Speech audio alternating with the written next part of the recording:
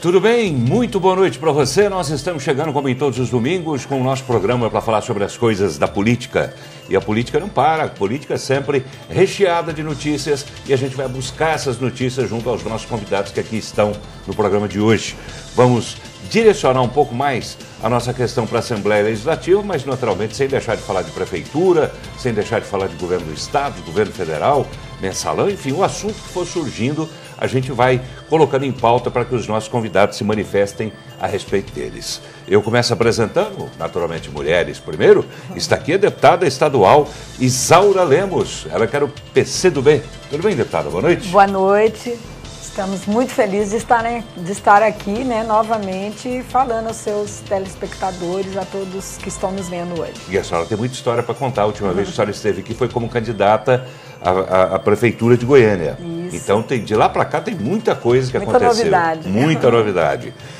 Mais dois deputados estaduais também estão presentes aqui no nosso programa de hoje. E eu começo apresentando o deputado Daniel Vilela, ele que é do PMDB. Tudo bem, deputado? Boa noite. Tudo bem, Paulo. Boa noite a todos que nos assistem. Muito obrigado também por ter vindo.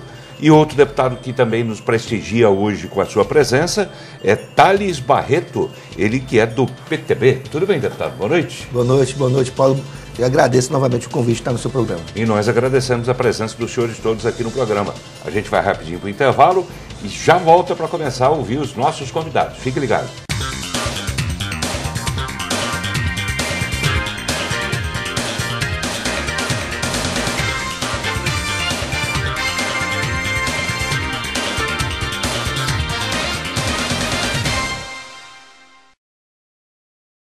Muito bem, estamos voltando com o nosso programa de todos os domingos e hoje recebendo 3 deputados estaduais. Está aqui Isaura Lemos, ela que é do PCdoB, também está aqui Daniel Vilela, que é do PMDB, e também Thales Barreto, que é do PTB. Gostaria de saber dos senhores, estamos gravando, como sempre, o programa numa quinta-feira. Gostaria de saber primeiro um assunto, antes de a gente entrar propriamente na política, mas um assunto que diz respeito ao trabalho dos senhores. Quando é que vai ter trabalho dentro da Assembleia Legislativa para valer? Quando é que os deputados vão começar a frequentar a casa, deputada? Olha, Paulo, ontem mesmo foi um exemplo disso. Ontem a senhora se refere à quarta-feira? Me refiro à quarta-feira, onde estavam mais de 26 deputados na casa, mas infelizmente o que nós vemos é que os deputados chegam e saem. E acaba que a oposição não quer também ficar só ali votando os projetos, sendo que os maiores interessados nos projetos do governador é a situação. E esses deputados não estão realmente ficando para a votação desses projetos. Então, nós estamos fazendo um esforço de, na próxima terça-feira, reunir as bancadas para tratar o assunto. Já não tem mais ambiente nem condições de ficarem sendo protelados à votação desses projetos. Deputado Daniel Vilela, o senhor que é de oposição lá dentro da casa, dentro da Assembleia Legislativa, como é que vê isso? Bem, Paulo, nós da oposição temos usado lá todos os mecanismos possíveis e legais dentro do regimento interno para promover o debate de projetos que a gente entende que são equivocados e que são problemáticos para o Estado. Um deles é exatamente a questão do quórum.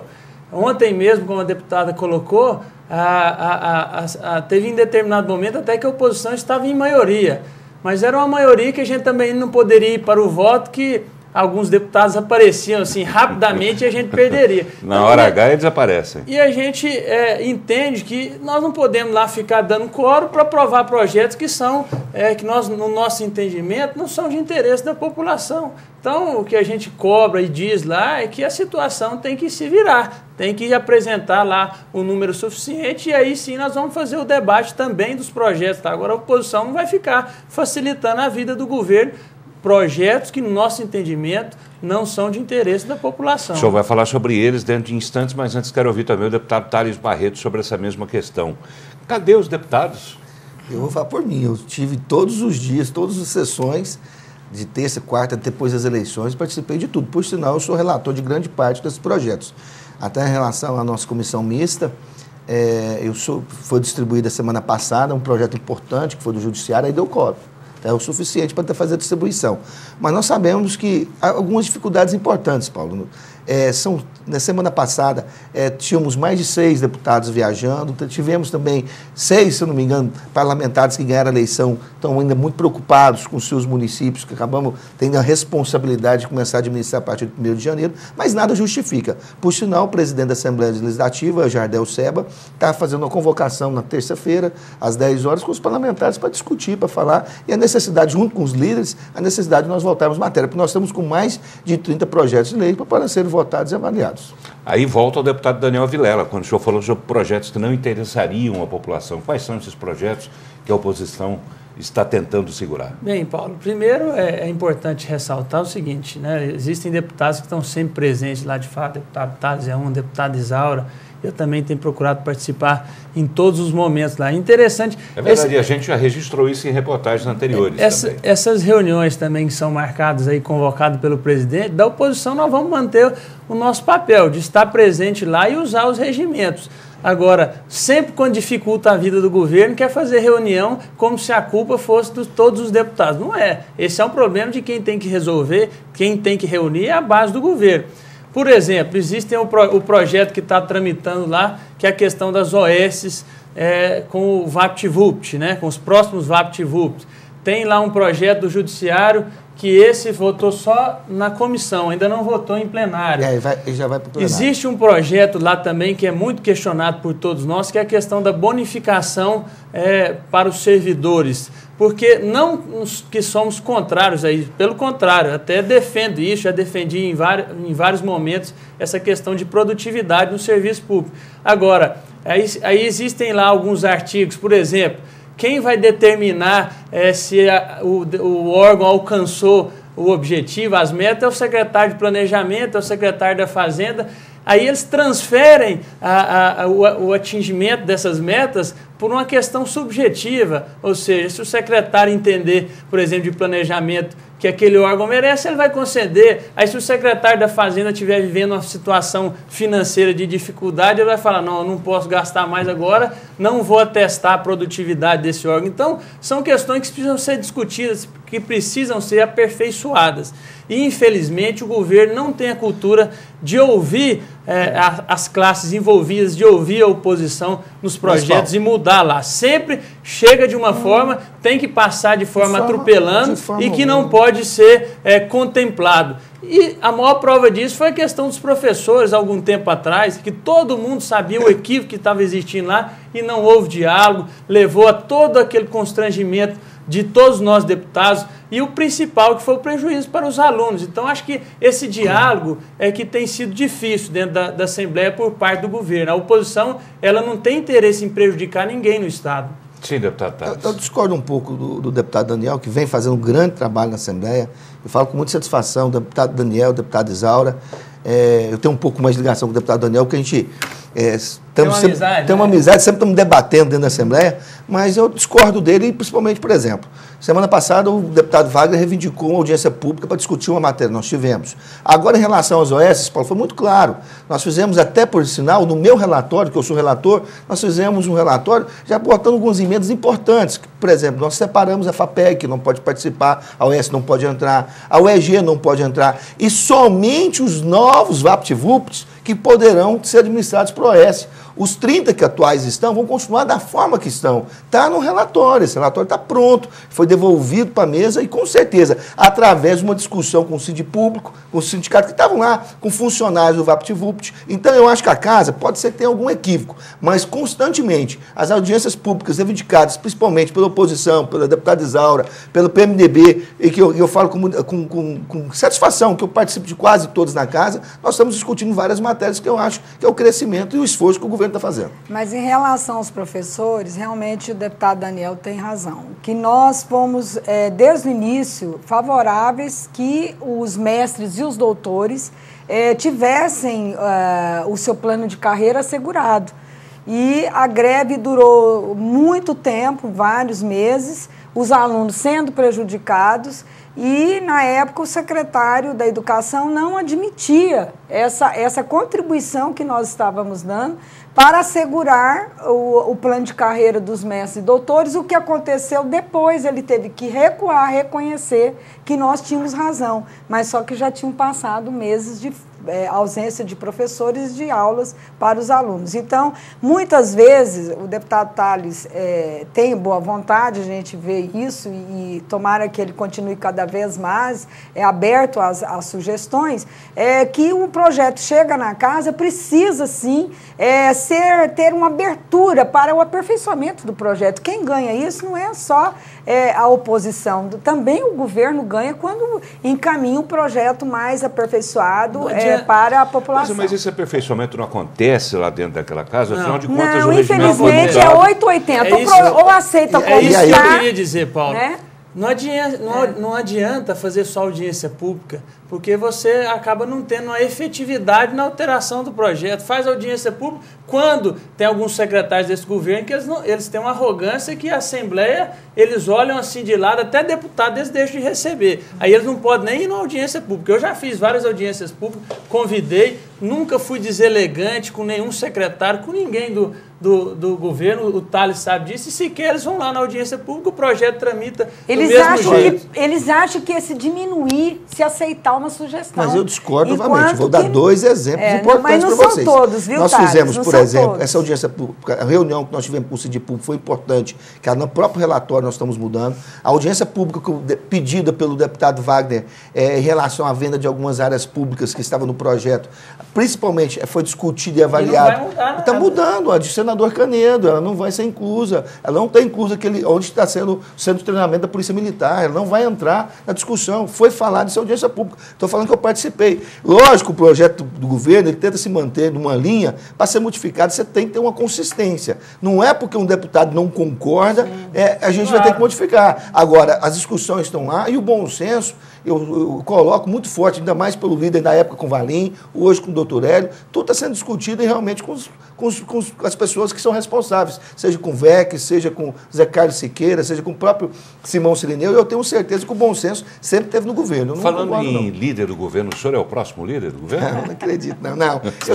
Esperando que sim, viu, Paulo? O Tales é um deputado que tem um diálogo, que tem ali é o que nós precisamos. É pacífico, conciliador. Agora, o problema também, às vezes, não é o líder em si, é a decisão que vem do governo e ele vai ter que cumprir com a sua missão como líder lá. Eu falo, o trabalho... Mas isso é diferente com outros governos?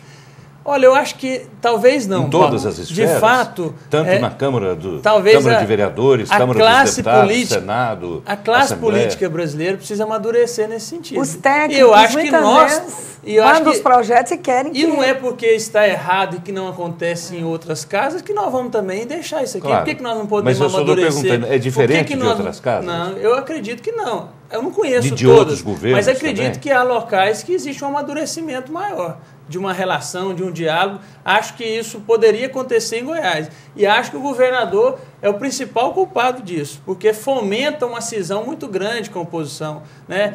Atua demais politicamente, ao invés de atuar mais tecnicamente, mais interessado no Estado. O senhor tem um bom relacionamento com ele? Como é o seu relacionamento? Eu não tenho relacionamento com o governador. Nenhum? Encontro ele num evento, no outro cumprimento, normalmente, mas nunca troquei duas frases com o governador. Ao contrário do seu pai, que é Maguito Vilela, para quem eventualmente não sabe, que é prefeito de Aparecida e tem, segundo ele próprio diz, um excelente relacionamento com o governador. E Aparecida também tendo os benefícios necessários do governo do Estado, que eu acho que isso é importante.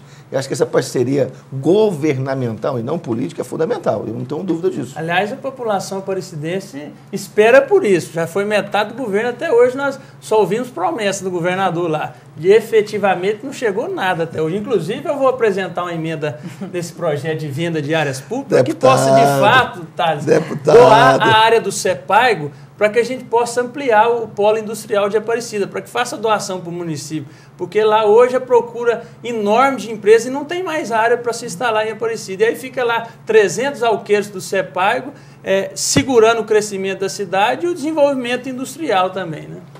Eu gostaria de saber da deputada Isaura Lemos também, a senhora que acabou de sair de uma disputa política, de uma disputa eleitoral, aliás, a senhora foi candidata à Prefeitura de Goiânia, prefeita de Goiânia, pelo PCdoB, seu partido. Como é que depois da eleição, como é que fica a postura da senhora com os governos, tanto o municipal de Paulo Garcia quanto o estadual de Marconi Perillo? Olha, nós temos uma atuação bastante diferenciada na Assembleia, inclusive muitas vezes somos mal interpretados.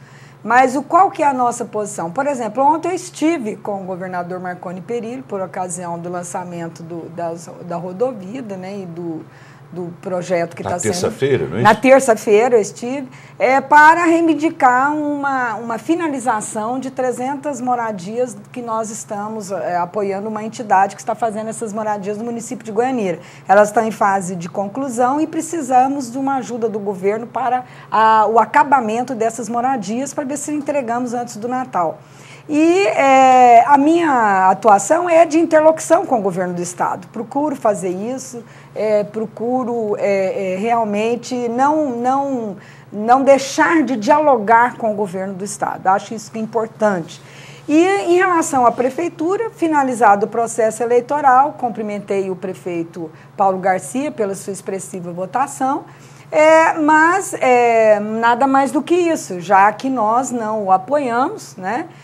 Para prefeito, mas nós torcemos para que ele faça uma boa administração. Mas a senhora fez críticas a ele durante a campanha. Fizemos críticas e vamos continuar com o nosso partido, que tem a vereadora Tatiana Lemos, representando o partido na Câmara Municipal, agora fazendo muito mais um posicionamento com maior consistência, já que nós estudamos muito a situação de Goiânia, temos bandeiras para levantar na área do transporte, na área da saúde, que nós acreditamos que pode melhorar a situação. Quer dizer, o PCdoB vai ser mais oposição em relação a Paulo Garcia, é isso? Não, nós ainda não discutimos com o Paulo Garcia, não fomos também chamados para isso, qual vai ser o nosso posicionamento. O nosso posicionamento hoje será de independência, no sentido de que nós temos várias propostas, bandeiras de luta. Por exemplo, nós somos contra o VLT, nós achamos que é um erro para Goiânia a construção do VLT, é um trem de ferro atravessando e cortando a cidade ao meio. Temos conversado com técnicos não só do Brasil, mas também de outros países, que nos disseram que é terrível essa situação aqui de já implementar sem a maior discussão com a sociedade. E a questão do VLT. Nós somos a favor do metrô, achamos que o metrô é estruturalmente a solução para o transporte da capital, que atua aí mais de 2 milhões de pessoas. Mas que tipo de metrô? De superfície? Não, para nós, metrô é subterrâneo, né? Metrô que se fala em metrô de superfície, não existe metrô de superfície. Metrô é subterrâneo. O VLT, que seria o tal metrô de superfície, é um trem que atravessa a cidade e corta a cidade ao meio. Inclusive os sindicatos, tanto de roupas, de confecção, como a ACIEG, não participou de nenhuma discussão nesse sentido. E vai ser um impacto financeiro, um impacto econômico grande para o município. Então, nós queremos discutir essas propostas com o prefeito, com os vereadores da base do prefeito, para chegarmos a darmos uma contribuição efetiva. Não só nessa área, como na área da saúde e em outras também. Tá bem, a senhora levantou algumas questões que eu acho que merecem, né, um aprofundamento. A gente vai fazer isso logo depois do intervalo comercial. Fique ligado. Muito bem, já estamos voltando com o nosso programa de todos os domingos e hoje recebendo 3 deputados estaduais. Está aqui Isaura Lemos, ela que é do PCdoB, também está aqui Daniel Vilela, que é do PMDB, e Thales Barreto, que é do PTB. Eu volto a conversar com a senhora, deputada, sobre algumas questões que ainda ficaram pendentes da nossa entrevista no final do bloco anterior. Uma delas, seu relacionamento com a prefeitura, com o prefeito Paulo Garcia. Paulo Garcia que esteve com a presidente Dilma essa semana, que termina, e voltou dizendo que a presidente Dilma ficou magoada porque a senhora lançou candidatura, sendo a senhora um representante de um partido da base dela. Como é que a senhora viu isso?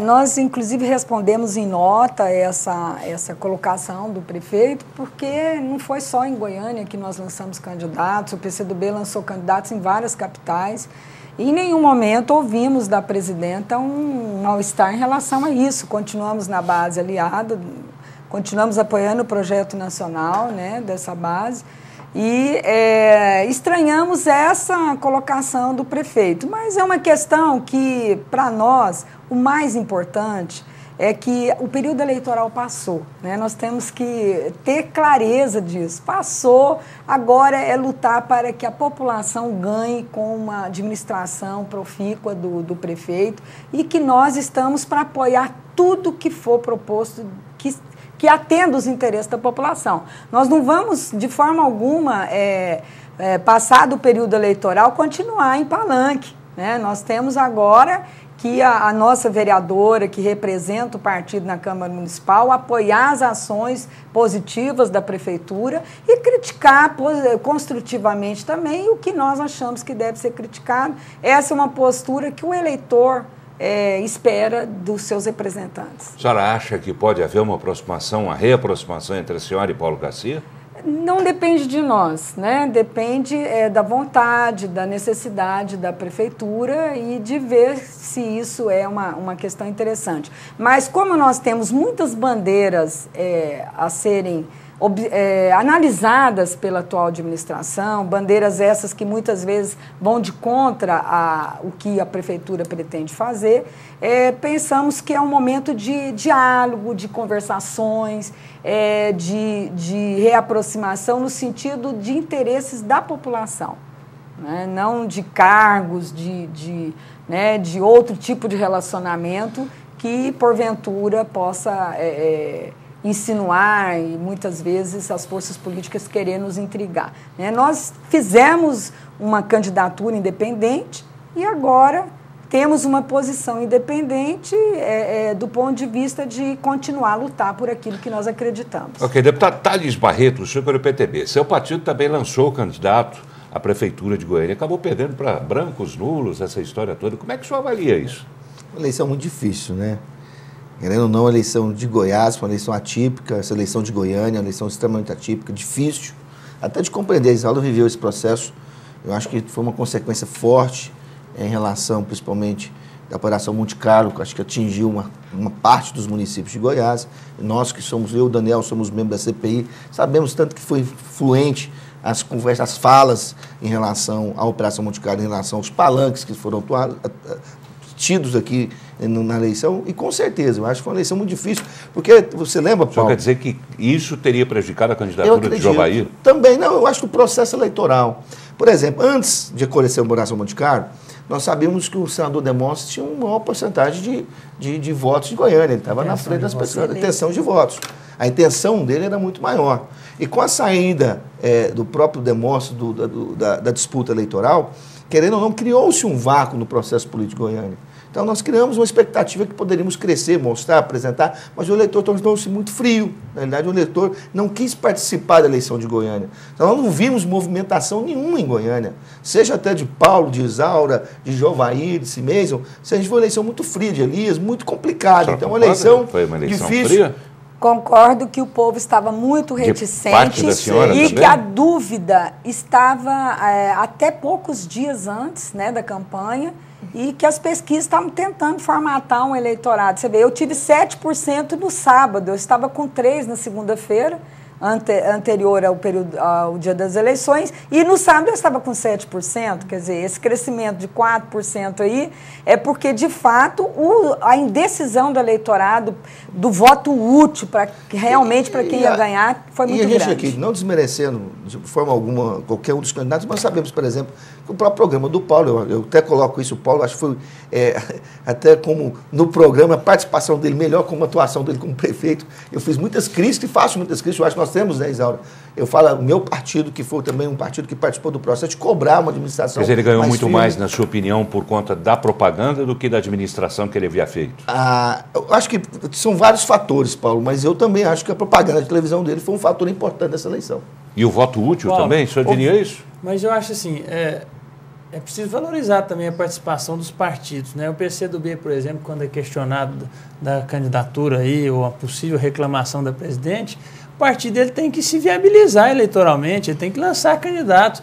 Quando lança, aí não pode querer ficar chateado. Quando não lança, fala que o partido está negociando. Eu acho que os partidos têm que ter essa independência, têm que participar. Né? E o PTB fez isso também. Quando todos questionavam a candidatura do Jovair, ninguém acreditava. Não acreditava, que era mais um balão de saia, e ele colocou, e tivemos aí um número de candidatos interessantes para o processo eleitoral. Acho que tem que acontecer isso em todos os pleitos, né? Acho que é válido e que é melhor para o eleitor as opções. Tanto que teve a possibilidade do CIMEISO, que iniciou com 1%, não sei se não me engano, acabou com 11%, com um partido relativamente pequeno, né, que não tinha nenhuma estrutura, e o nosso partido, o PMDB, ficou ausente da disputa. Nós elegemos 13 na eleição passada, a nossa bancada foi de 13, coligados com o PCdoB, elegemos mais 2, e o PSDC na época, e agora nós elegemos 6 vereadores. Então, a não participação do partido no processo eleitoral, na minha visão, ela é mais prejudicial ainda ao partido, e ela é mais interessante à população. Né? O senhor defende, consequentemente, então, que em 2014 a história seja outra? Sem dúvida. A minha visão é de que o PMDB terá candidato a governador. E espero que possa apresentar um candidato que preencha as expectativas que o povo goiano hoje tem de um próximo governador do estado. Eu vejo aí que as pessoas têm, não por esse escândalo último aí, mas perdido aí o entusiasmo com esse governo. E acredito que quem preencher essas características, e não só entusiasmar, mas preciso apresentar propostas factíveis, reais, metas a serem alcançadas de forma transparente, abrir o governo para que a população saiba quais são os reais interesses, o que precisa ser feito e o que pode ser feito também, né? Não podemos vir com mais uma eleição estadual, Paulo, prometendo aí 1001 coisas para as pessoas e depois não tem condições nenhuma. É preciso, primeira coisa de um governador que recebeu o Estado em 2015, é apresentar o Estado. A situação é essa, a capacidade de investimento do Estado é essa. Eu garanto para você, eu participo da Comissão de Finanças, não sei se o Thales participa. Eu sou presidente. Desculpa, então. Era o doutor Hélio Souza. Mas o Hélio, como assumiu a liderança. Agora você é o presidente. Mas eu estou sempre lá, inclusive, por sinal, faço elogio que é o secretário de Fazenda, o Simão Cirineu. Sempre presente lá apresentando o balanço quadrimestral. É uma pessoa até que eu fiz esse elogio. É interessante a gente ver quando uma pessoa domina muito o assunto. E ele conhece, é um técnico. E eu tenho observado, Paulo, a capacidade de investimento do Estado de Goiás hoje não chega a 2%. Se você colocar numa receita do quê? De 1,2 bilhão por mês, mas tem ponto sobra 20 milhões, 25 milhões para fazer. Né? Então, essas coisas que precisam ser discutidas de forma transparente, para que as pessoas também não criem expectativa que não vai ser realizada depois. Né? Mas voltando ao assunto da pergunta, eu defendo que o PMDB tenha candidato a governador em 2014. Seria Íris? Pode ser uma alternativa, mas a gente tem que... Alternativa ou a opção única? Na minha visão, uma alternativa.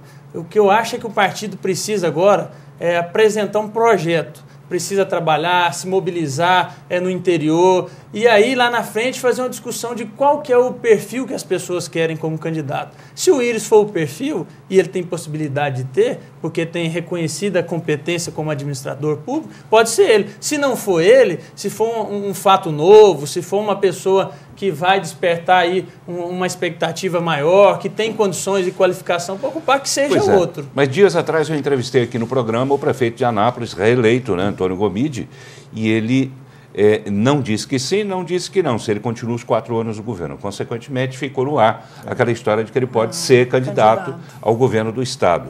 O PT lançando um candidato, como é que fica? Bem, eu posso responder pelo meu partido. Acho que o prefeito Antônio Gomide é um grande prefeito, um grande quadro. Se amanhã vier a ser governador do Estado, acho que nós teremos um grande governador, competente, administrador. Agora, o meu partido vai lançar candidato. O nosso partido foi o partido que elegeu o maior número de prefeitos no Estado. Teve aí uma grande votação. Vai completar 16 anos na oposição e todas as eleições municipais o PMDB é quem elege o maior número de prefeitos, o maior número de vereadores. Então, eu acho que nós temos todas as condições de lançar um candidato. Se o PT lançar, é o que eu disse aqui, importante no processo eleitoral. Vamos fazer essa discussão. É justo. Mas PT e PMDB separados, como foi dito e como sempre é dito nas disputas eleitorais, a oposição separada não ganha eleição. Isso é uma frase recorrente. De fato, oposição separada não ganha eleição. De fato, ela unida, ela vai ter muito mais condições de ganhar essa eleição. Agora, eu acredito que essa eleição de 2014 ela não vai ser uma eleição tipicamente política. Ela vai ser uma eleição sentimental. As pessoas vão escolher um candidato que preencha as expectativas e que seja antagonista, inclusive, ao atual governo. Porque as eleições são plebiscitárias. É a continuidade ou é a mudança. E eu acredito que a eleição de 2014 ela vai se dar no sentido da mudança. Paulo, eu não poderia deixar de responder um pouco as palavras do deputado Daniel. Primeiramente... Responder não, você vai apresentar sua convicção. A Operação Monte Carlo não atingiu o governo, atingiu a classe política em geral. Acho que seja o governo estadual, os governos municipais, também. Os governos municipais também. Sim. Todos os governos. Não pode botar especificamente em relação a isso. Então, a classe política foi muito ruim para a classe política, eu acho que, e principalmente para Goiás. Agora, voltando ao assunto do Simão Sirineu, é importante enfatizar aqui uma situação. Quando o governador Marconi pegou o Estado em 98, 98, o Estado tinha 3,4 em relação à porcentagem de endividamento que ele poderia ser feito. Hoje, mesmo do BNDES, mesmo com a operação da CELC de 3 bilhões, essa operação de 1,5 bilhão, o Estado hoje, em relação à porcentagem da sua arrecadação, vai ficar em 0,9. Então, quer dizer, trabalhou-se uma margem, esses períodos que o Estado não fez financiamentos, o Estado hoje tem uma margem de buscar esses recursos. Além de ter mais de 7 anos, vamos pagar mais de 25 anos, o Estado tem uma margem de porcentagem para buscar esses recursos. Então, é importante enfatizar isso, até que você falou do Simão, pelo trabalho, a dedicação, o esforço, que com certeza Goiás ganhou muito com Simão Sirineu, foi um dos grandes responsáveis, juntamente com o governador Marconi, de buscar esses empréstimos que vai mudar a vida de Goiás, com certeza. As nossas rodovias estaduais vão ser as melhores rodovias do Brasil, graças ao esforço e dedicação também de Simão Sirineu e de Jaime Rincon. Não poderia falar. Eu vou discordar de uma coisa, Paulo. Eu acho que o Simão é competente, é um sujeito que tem trânsito lá em Brasília, a gente percebe isso. Agora, se não fosse o governo federal, o Goiás não tinha possibilidade nenhuma de buscar investimento. Por sinal, o governador Marconi falou, primeiras palavras no lançamento, foi da presidente Dilma, e presidente republicano, é importante. Exato, se não fosse, não teria. O que a oposição tem que ter a inteligência e a disposição de demonstrar nesses próximos anos é que o que foi feito dos anos para trás justamente foi uma administração de um problema grande que se tornou o Estado de Goiás, né? Depois de 8 anos aí de 12 anos, né, de uma coligação que passou a fazer uma ação dentro do Estado que causou grandes problemas. Eu estava na Assembleia quando houve um aumento de folha já quase nos últimos dias das eleições do ex-governador Alcides Rodrigues, em que triplicou a folha de pagamento. Naquele momento, dos comissionados. Então, naquele momento, criou-se um problema para a folha que depois... Foi também de todas, planos de carreira, planos de cargos e salários, que triplicou a folha de forma irresponsável para possibilitar a eleição de Alcides Rodrigues. Quer dizer, depois nós passamos 4 anos sem capacidade de investimento, depois agora mais 2 anos sem capacidade de investimento, ou seja, o que vai ser colocado nas próximas eleições do Estado continuamos com essa situação de irresponsabilidade, de se jogar tudo para ganhar uma eleição, ou nós vamos partir para um novo tipo de administração que realmente seja responsável com a população, gente. Porque o que está acontecendo na saúde, a falta de condições em todos os setores, você vê a Polícia Civil, o IML do jeito que está, né? Hoje nós fizemos uma audiência sobre a transferência do ambulatório do HDT para o condomínio Solidariedade. Na quinta-feira em que estamos gravando. Quinta-feira. Então, quer dizer, são problemas gravíssimos que a população está enfrentando por uma série de responsabilidades que foram feitas nos governos passados. Sim, para a gente encerrar o bloco, deputado Tales. Em relação ao funcionário público, essas greves, até tem um posicionamento muito forte em relação a isso. Eu acho que funcionário público hoje, para entrar em greve, pode fazer reivindicação. Agora, você vê a Polícia Civil, a importância que ela tem para a sociedade, e ela está paralisada, já ficou um período. E aí eu até parabenizo o VEC, porque o VEC é um cara muito sério em suas posturas. Não adianta querer dar um aumento que não dá conta, que o Estado não dê conta de pagar. Isso é muito sério. Ele fez um compromisso antes. O compromisso que ele está fazendo, o compromisso que ele fez é o que caminhou, que vai ter um impacto de 50 milhões anuais. Esse é o compromisso que ele fez. E não de 150. Não, do secretário da Fazenda dizendo que não há possibilidade de cumprir com o acordo feito há 2 meses. Por isso, inclusive, que foi retomada a greve, que tinha sido... Não, retomada a greve porque eles não encaminharam o projeto para a Assembleia. Esse que está chegando, deputado Daniel? Deputado. Então já deveria ter sido encaminhado o projeto. O Simão Silva nunca negociou com grevista, em momento algum desse governo. Sim, a responsabilidade... O VEC hoje está toda a responsabilidade que tem no governo. Ele sempre foi o responsável disso. E está sendo firme na postura dele. Agora, o que eu vejo... Mas o que eu vejo? Eu não digo que ele é o Braga, não, mas é um homem de muita responsabilidade. Eu vejo, por exemplo, um Estado que tem que ficar preocupado, igual você colocou, o espaço de investimento do Estado hoje está muito pequeno. Você tem quase 70% da sua receita que está com funcionário público. O Estado precisa dar satisfação para a sociedade. E hoje, a forma que está sendo conduzida, infelizmente, não tem. E a forma que o servidor público quer, hoje, infelizmente, o Estado não tem condições de pagar. Tá bem, a gente vai para mais um intervalo, é rapidinho, a gente já volta. Fique ligado. Muito bem, já estamos voltando com o nosso programa de todos os domingos e hoje recebendo 3 deputados estaduais. Está aqui Isaura Lemos, ela que é do PCdoB. Também está aqui Daniel Vilela, que é do PMDB, e Thales Barreto, que é do PTB. Um assunto sobre o qual a gente falou, eu acredito que até muito rapidamente merece um pouco mais de atenção também, é a questão das OS. Da qual o senhor é relator na Assembleia, não é isso, deputado? Essas OS são em relação aos VaptVupt. Né? Em relação aos VaptVupt. Que ficou bem claro. É isso? Primeiro a gente falar sobre o VaptVupt e depois falar de uma forma geral também. Né? Foi bem claro aqui a todos que somente os novos, os 30 que existem, não vão ser administrados por OS e também foram excluídos do projeto a FAPEG e também a UEG. Então, bem claro em relação a isso. A OS é tão bom que o Padilha, ministro do presidente Dilma, teve aí e fez altos elogios às OS que estão administrando a rede pública estadual. Mas a UEG ia ser administrada por uma OS? Não poderia. No projeto estava colocado algumas partes, entendeu? A gestão da UEG. Mas, por exemplo, o Padilha teve aí, garantiu 6 milhões de repasses para o governo estadual, para a Secretaria de Saúde. Infelizmente, o Paulo não cumpriu, só passou, acho que 2 e pouquinho, mas elogiou as OS de Goiás. Eu acho que um caminho está se aperfeiçoando. Paulo, o senhor disse? Paulo Garcia, prefeito, na visita do ministro da Saúde aqui em Goiânia. Então, e ele fez altos elogios às OS que estão em Goiás. Eu tenho certeza que a adaptação que está sendo feita, a fiscalização, a forma que o Ministério Público está acompanhando, eu tenho certeza que é um grande caminho para poder administrar a rede pública estadual. Ele fez um elogio ao programa, à política pública de OS, não às OS de Goiás. Inclusive, o Ministério Público não está tão satisfeito não, que a promotora pediu a suspensão de grande parte dos contratos. Eu, deputado Thales, acho que a deputada Isaura sabe disso, eu já defendi na tribuna essa questão do modelo de OS.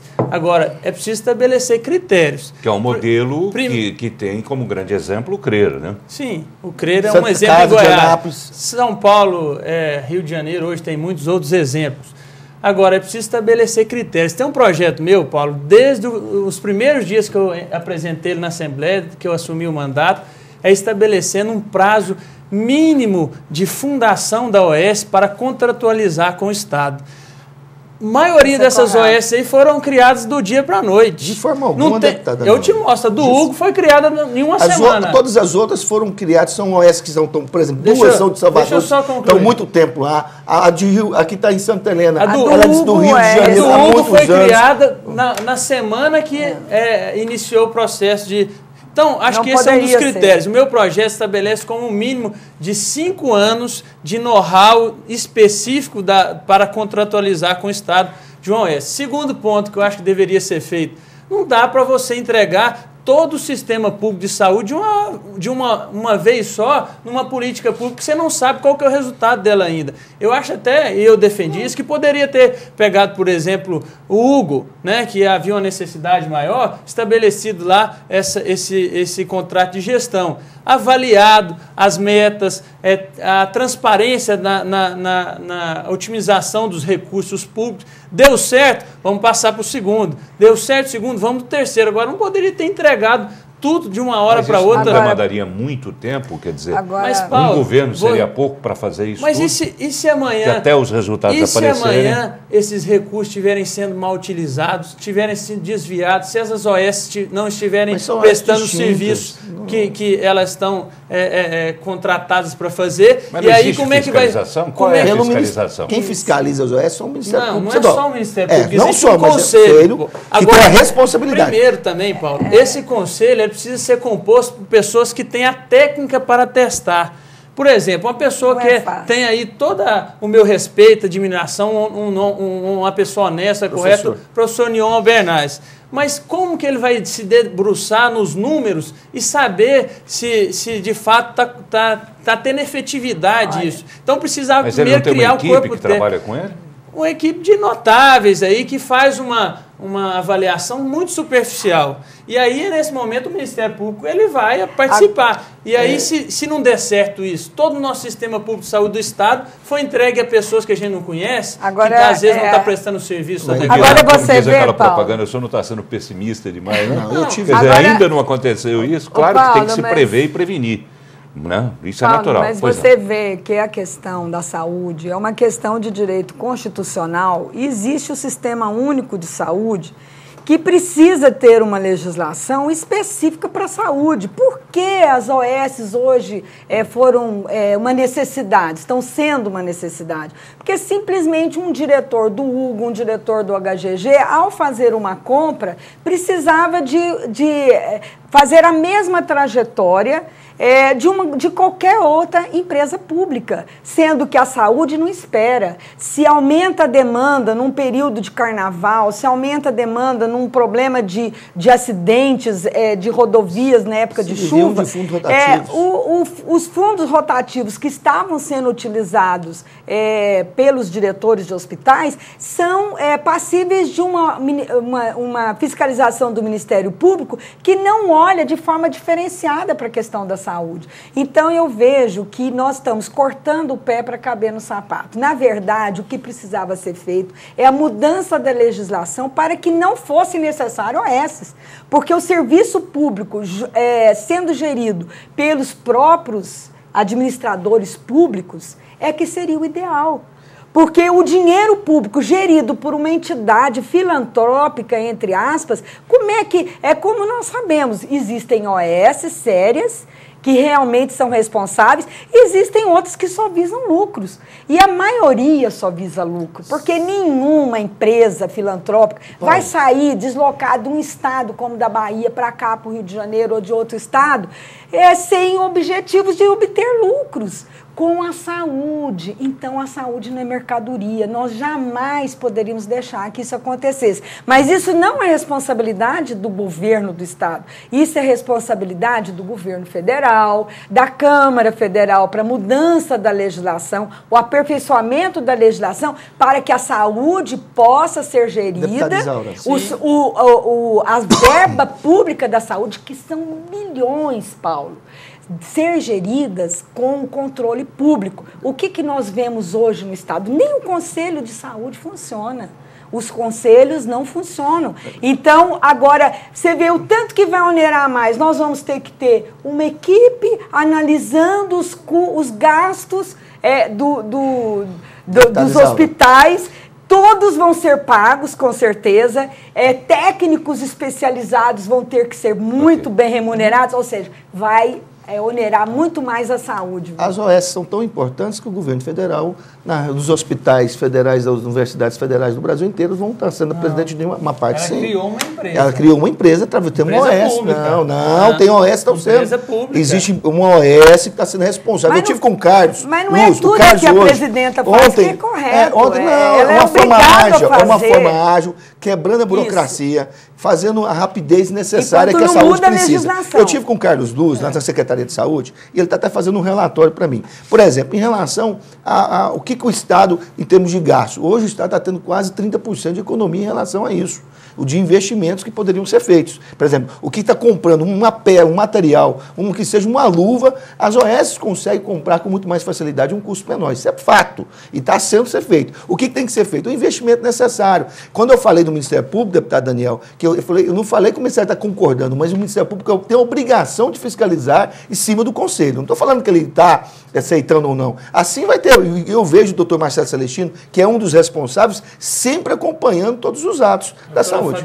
Doutora Fabiana. É importante, eu sei que uns não concordam, e eu acho que um mecanismo novo, diferente, eu coloco Falheiros com uma experiência que tem, muito ousado, só um pouquinho, muito ousado e forte através do governador Marcon, de buscar uma solução para a saúde, tirar a burocracia, realmente executar o serviço que precisa ser executado. E eu tenho certeza que nós temos 2 grandes exemplos, e um foi colocado pelo Paulo. O CRER hoje é uma referência e a partir de agora só vai atender o SUS e todo mundo, não tem diferença nenhuma de tratamento, é uma referência nacional e a Santa Casa de Anápolis. São OS boas, mas nem todas são boas. E as outras OS que estão aí, eu vou discordar, eu não sei do Hugo direito, porque minha cabeça agora não estou lembrando, mas eu tenho certeza que tem OS 2, que se eu não me engano da HDT da Santa Casa não, do materno infantil, são uma OS de Salvador que tem uma experiência imensa, outra OS de Salvador ganhou mais uma, eu só sei que a do Santa Helena é uma referência no Rio de Janeiro, aquela OS, tem uma história muito forte em relação à saúde. Existe OS,